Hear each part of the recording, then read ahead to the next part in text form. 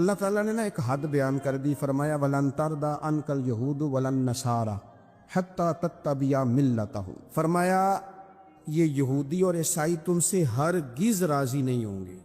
یہ قرآن ہے اور سادہ ترجمہ تفسیر کی بھی ضرورت نہیں، یہ معاہدے کر لیں، محبت کے وعدے کر لیں، یہ تم سے راضی نہیں ہوں گے۔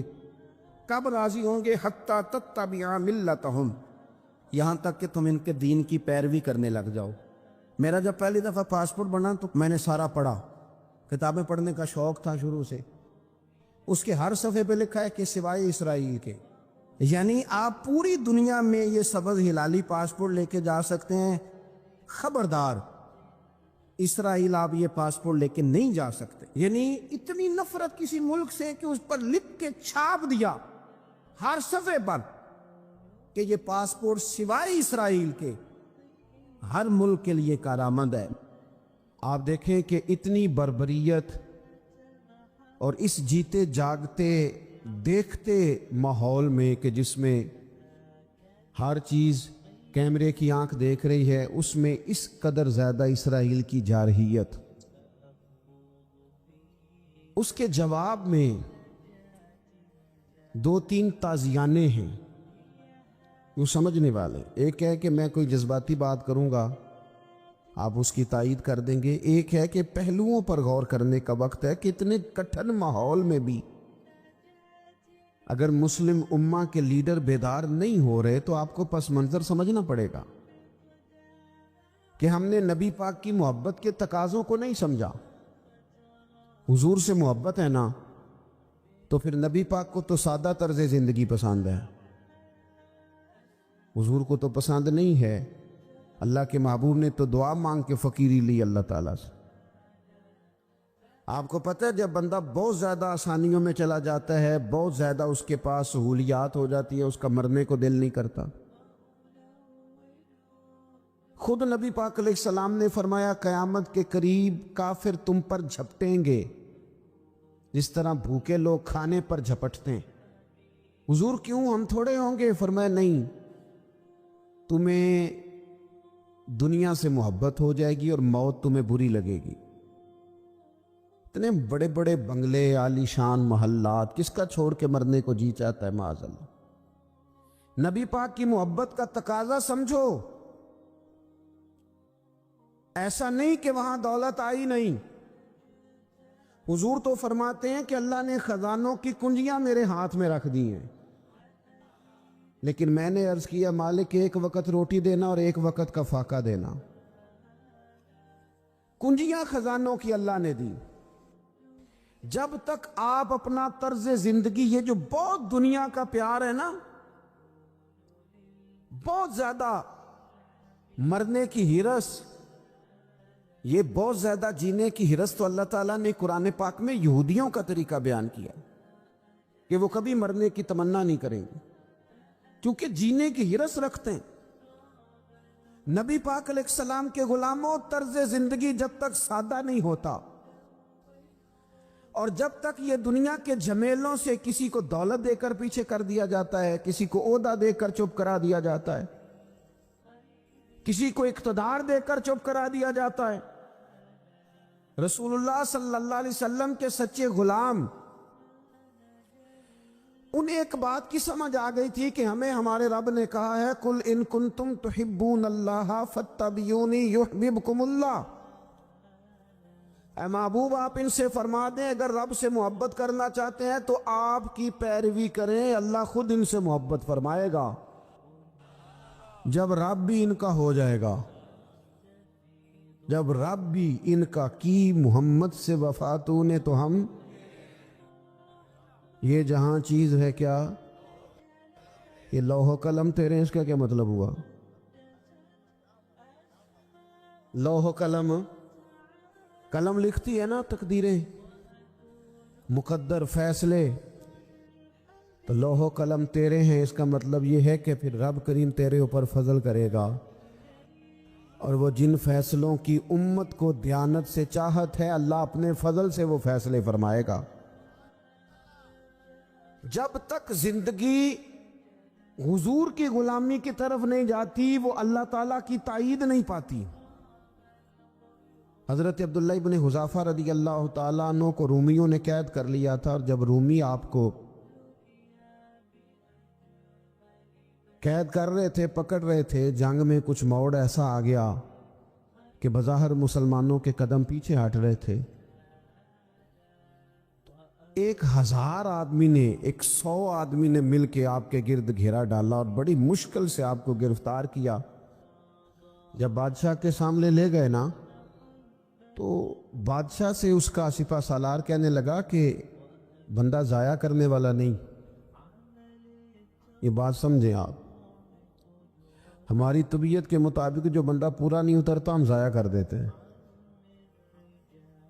حالانکہ اگر آپ کو مخالف صف میں بندہ کام کا نظر آئے تو آپ غور فرمائیں کہ یہ ہمارے قافلہ محبت میں کیسے شامل ہو سکتا ہے، اس کے لیے جد و جہد کریں تاکہ اس سے کام لیا جا سکے۔ اس نے کہا، روم کے بادشاہ نے، بندہ ضائع کرنے والا نہیں۔ وزیر نے کہا بادشاہ سے، اس نے کہا کیا کریں؟ کچھ ایسا کریں کہ یہ معاذ اللہ ہمارے دین میں آ جائے۔ اور قرآن مجید نے واضح کہہ دیا ہے کہ یہودی اور عیسائی تم سے راضی نہیں ہو سکتے حتی تتبع ملتہم، جب تک کہ تم ان کے دین کی پیروی نہ کرو۔ ان کو کسی طریقے سے معاذ اللہ عیسائی بنایا جائے۔ تو بادشاہ کہنے لگا 2-3 چیزیں ہیں جس سے کوئی بندہ بھی خریدا جا سکتا ہے، کر لیتے ہیں بات۔ اس نے سب سے پہلے حضرت عبداللہ ابن حذافہ سے کہا کہ جتنے پیسے آپ کہیں گے آپ کو ملیں گے، آپ اس دین میں آ جائیں معاذ اللہ۔ تو حضرت عبداللہ ابن حذافہ نا، کچھ لوگ بڑے سیانے ہوتے ہیں، بردبار ہوتے ہیں، بعض باتوں پر غصہ نہیں کرتے، ہنستے ہیں۔ حضرت عبداللہ ابن حذافہ ہنس پڑے، فرمانے لگے تجھے کس نے بادشاہ بنایا؟ تو بڑا بیوقوف آدمی ہے۔ اس نے کہا کیا مطلب؟ فرمانے لگے نادان، میں تو تلوار لے کے میدان میں آیا ہوں، مجھے دولت کمانی ہوتی میں تجارت کرتا، میں تجارت نہیں کر رہا، میں تو شہادت کے لیے نکلا ہوا ہوں، اور تو مجھے کہہ رہا ہے پیسے لے لے، کو عقل کی بات کر۔ اس نے دوسری بات کی، اس نے کہا کہ میں بادشاہ ہوں، میرے نیچے جتنے بھی عہدے ہیں، وزیر، مشیر، وزیر خزانہ، جو آپ عہدہ کہیں گے آپ کو دے دیا جائے گا، آپ اس طرف آ جائیں۔ تو حضرت عبداللہ ابن حذافہ کہنے لگے پھر کہتا ہوں تو بڑا نادان ہے۔ فرمانے لگے میں حضور کا صحابی ہوں، اور صحابی ہونے سے بڑا عہدہ دنیا میں ہے ہی کوئی نہیں۔ صحابہ وہ صحابہ جن کی ہر صبح عید ہوتی تھی، خدا کا قرب حاصل تھا، نبی کی دید ہوتی تھی۔ کہا تو مجھے لالچ دے رہا ہے؟ اب انہوں نے ایک نئی چال چلی۔ وزیر کہنے لگا کہ میں ایک اور طرح سے معاذ اللہ کوشش کرتا ہوں پگھلا دینے کی۔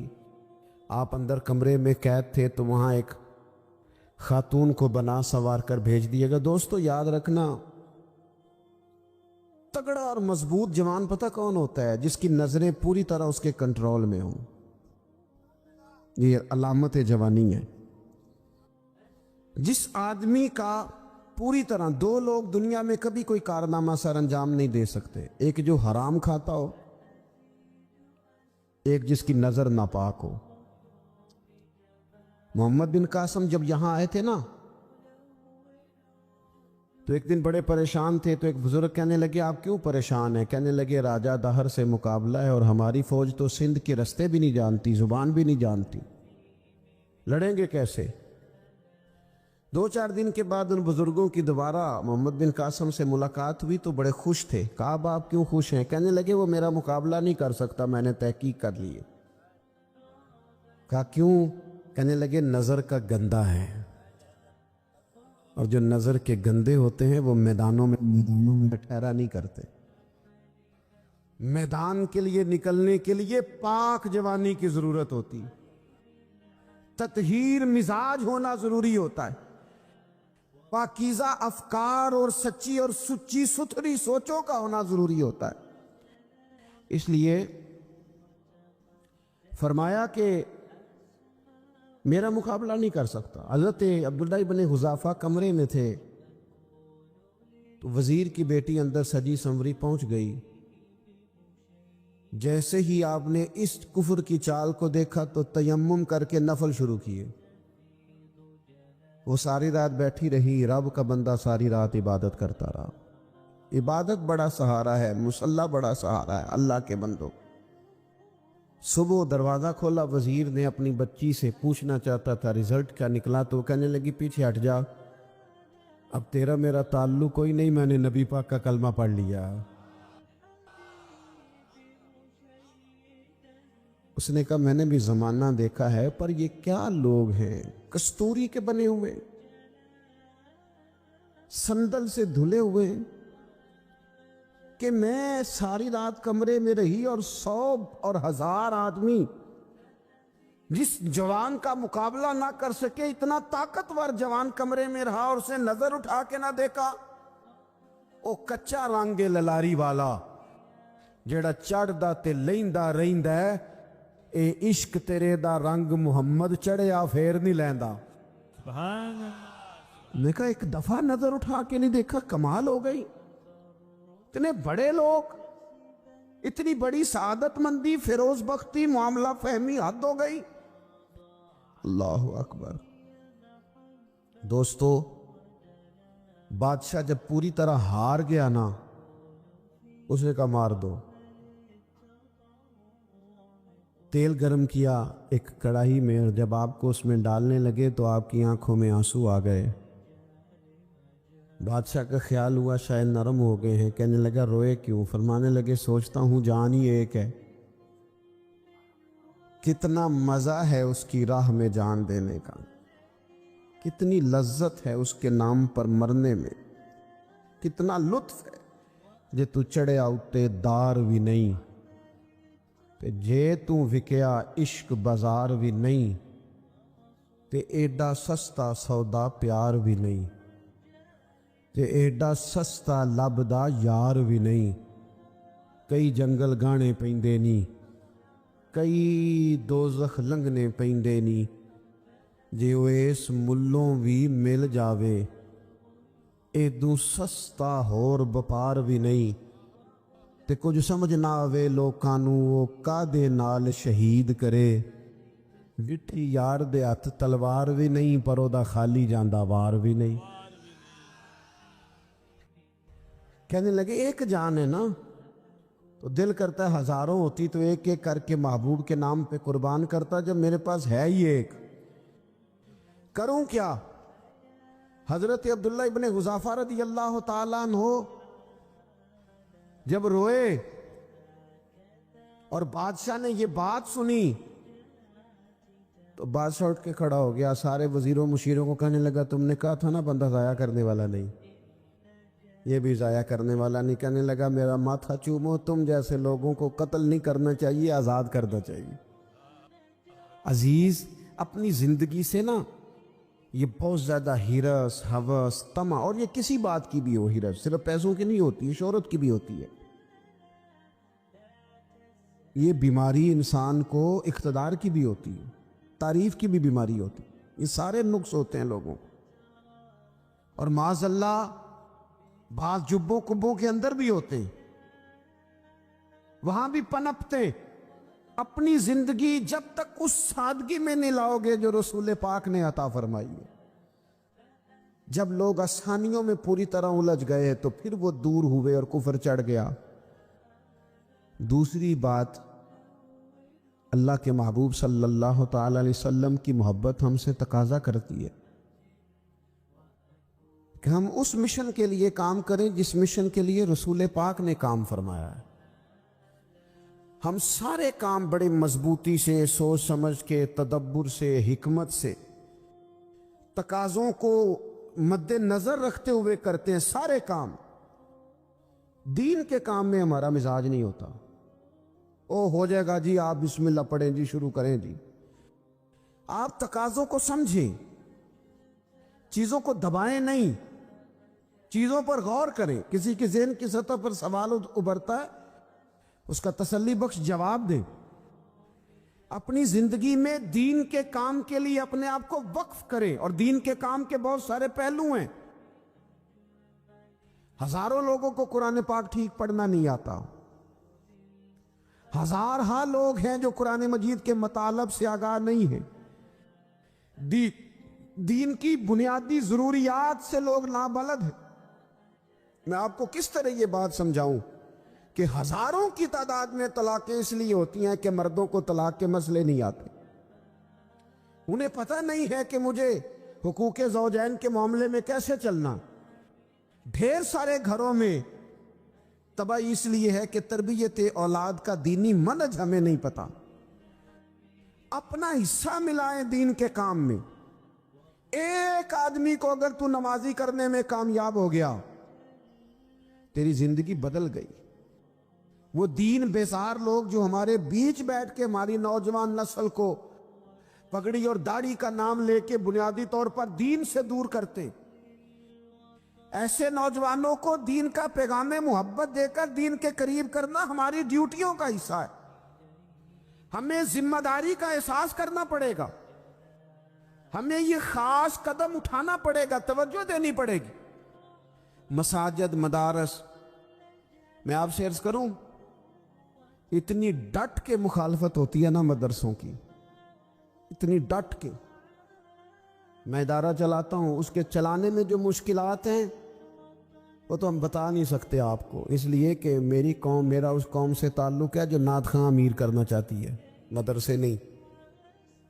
ہاں، نقیب خطیب پیدا کرنا چاہتی ہے، شعر و شاعری کی زندگی کو پروان چڑھانا چاہتی ہے۔ فقط ہمارا ان لوگوں سے تعلق ہے جو لاکھوں کروڑوں روپیہ محافل پہ لگائیں گے، اور قاری صاحب بیچارے اگر مسجد کا کوئی ہونے والا کام کسی وقت بتا دیں گے تو وہ بڑی مشکل آ جائے گی ان کے لیے۔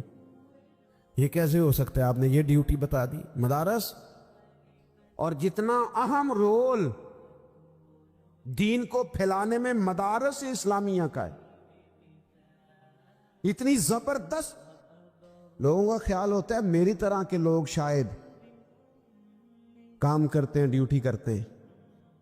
یہ 10-15 لوگ آپ کو نظر آتے ہیں جو آپ کو کہیں میڈیا پر یا ادھر ادھر ڈیوٹی کرتے، مخلص لوگ اپنی جگہ پہ وہ بھی بڑا ہی کام کر رہے ہیں، جو میڈیا پہ آ کے بھی اخلاص سے اور درد دل سے کو دین کی، ان کی بھی کسی بات کی حوصلہ شکنی نہیں۔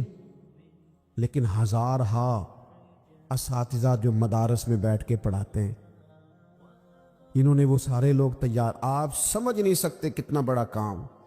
حفظ کا استاد جو ہوتا ہے نا، اس کی ڈیوٹی 24 گھنٹے ہوتی ہے، فجر سے پہلے، اور اس نے بچوں کو اٹھانا ہے۔ تنخواہ تو ہم انہیں دینا نہیں نہ چاہتے جی، تنخواہ نہیں دی انہوں نے، ہم بھی مولوی امیر نہ ہو جانا۔ مولوی نو تے سوٹ بھی 27ویں والی رات دے ہے تاکہ کدھر سوان کے عید والے دن پا نہ لوے، کیونکہ 27ویں تو بعد تے درزی پھڑتا ہی کوئی نہیں، کیوں حضرت؟ ایسے ہی ہے نا، اس وقت تو نہیں نہ لیتا۔ تو ہم چاہتے ہیں مولوی ہماری مرضی کے ہماری طرح کا سوٹ نہ پہن لے۔ مدارس کی مضبوطی آپ یہ دیکھ لیں، یہ صلاح الدین ایوبی کا تعلق بھلا کس چیز سے تھا؟ غوث اعظم کے مدرسے سے۔ حضور غوث اعظم کے مریدوں کی جماعت اس کے ساتھ شامل تھی۔ کون لوگ تھے جنہوں نے مدارس سے فیض پایا؟ رازی اور غزالی، حضور غوث اعظم، خواجہ اجمیر، یہ سب لوگ مدارس کے لوگ ہیں۔ کمزوریاں ہیں، غلطیاں ہیں، بہت ساری چیزوں کی اصلاح کی ضرورت ہے، لیکن یہ دین کا بہت بڑا قلعہ ہوتا ہے مدرسہ، لیکن اس کی مخالفت کی جاتی ہے۔ مجھے بتائیے، اگر مدرسوں میں کمزوریاں ہیں تو کالجوں یونیورسٹیوں میں نہیں ہیں؟ ہم نے کبھی مخالفت کی ہے بند کر دو سارے؟ لیکن لوگوں کا جب خیال آتا ہے، جب ہمارے ایک سابقہ وزیر صاحب تھے، سر راہ کسی دعوت میں میری ان سے ملاقات ہو گئی، تو انہوں نے کہا مدرسوں کا کردار کیا ہے آج کے ماحول میں؟ میں نے انہیں کہا کہ مختلف کورسز آپ کراتے ہیں نا، تو اس کے لیے پھر مختلف ویکینسیز ہوتی ہیں، جہاں بچوں کو مدرسے کا کورس کرایا جاتا ہے تو استاد بننا ہوتا ہے، اس نے خطیب بننا ہوتا ہے، مسجد کی ڈیوٹی کرنی ہوتی ہے۔ میں نے کہا بالکل کوئی حکومت سرپرستی نہیں کرتی، لیکن اللہ کا فضل ہے، کبھی آپ نے حکومت سے سنی ہے جس میں جمعے والے دن مولوی نہ ملا ہو جمعہ پڑھانے کے لیے؟ کبھی آپ کو رمضان میں ایسی مسجد ملی ہے جس میں قرآن مجید سنانے کے لیے حافظ نہ ملا ہو، یہ ہو سکتا ہے کسی حافظ کو مسجد نہ ملے، تو مدارس کے ذمے جو کام تھا مدارس نے جم کے کیا ہے اور ڈٹ کے کیا اللہ کے فضل سے۔ اور مدارس کے لوگوں کو بھی کمزور نہیں پڑنا چاہیے، کبھی کسی وزیر مشیر مالدار کے روب میں نہیں آنا چاہیے، قطعاً نہیں۔ کیوں؟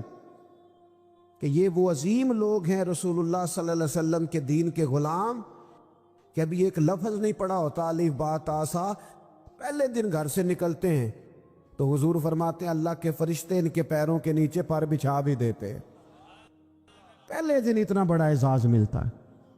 تو حضور کی محبت کا تقاضا ہے، دین کا کوئی کام کیا جائے۔ ایک خاتون مسجد نبوی شریف میں جھاڑو دیتی تھی، پر کوئی کام تو کرتی تھی نا۔ اور کس مسجد میں؟ جہاں 70,000 فرشتے صبح آتے ہیں، 70 شام آتے ہیں، اس مسجد میں وہ خاتون جھاڑو دیتی تھی۔ بخاری ہے، جب ان کا انتقال ہو گیا صحابہ نے سوچا کہ حضور کو تکلیف ہوگی، بغیر بتائے جنازہ پڑھ دیا۔ حضور صبح تشریف لائے، تازی قبر دیکھی، اور محبوب وہ ہیں جو فرش پہ کھڑے ہو کے عرش کی خبریں دیتے ہیں۔ نبی پاک علیہ الصلوۃ والسلام نے فرمایا کہ مجھے اطلاع کیوں نہیں دی اس کے انتقال کی؟ یہ کرم دیکھو، کوئی ڈیوٹی تو کرتی تھی نا یار، پر خلوص سے، پر پیار سے، پر اللہ کو راضی کرنے کے لیے، پر درد دل سے۔ اور دین کی ڈیوٹیاں کرنے والے دوستو سنو، حضور صبح آئے، قبر کو دیکھ کر فرمایا مجھے کیوں نہیں بتایا؟ یا رسول اللہ آپ کو تکلیف دینا مناسب نہ جانا؟ تو قبر پہ کھڑے ہو کے حضور نے فرمایا صف بناؤ، میں دوبارہ جنازہ پڑھاؤں گا، صف بناؤ میں دوبارہ جنازہ پڑھاؤں گا۔ کوئی ڈیوٹی تو۔ تیسرا تقاضا حضور کی محبت کا، سمجھو میں بس بڑی جلدی بات سمیٹنے لگا ہوں، حضور کی امت سے پیار کرو، یہ نبی پاک کی محبت کا تقاضا ہے۔ حضور اس بندے سے بڑے راضی ہوتے ہیں جو حضور کی امت سے پیار کرتا ہے۔ آپ کو پتہ ہے حضرت جبریل امین علیہ السلام نے معراج کی رات حضور علیہ الصلوۃ والسلام سے عرض کی تھی کہ اللہ کی بارگاہ میں عرض کیجئے گا میری بھی ڈیوٹی لگ جائے آپ کی امت کے ساتھ محبت کرنے پر۔ تو یہ کیوں کہا تھا انہوں نے؟ علماء نے لکھا اس لیے کہا تھا کہ حضرت جبریل بھی جانتے ہیں کہ حضور کی امت سے محبت کی بات کی جائے نا تو نبی پاک راضی ہوتے ہیں۔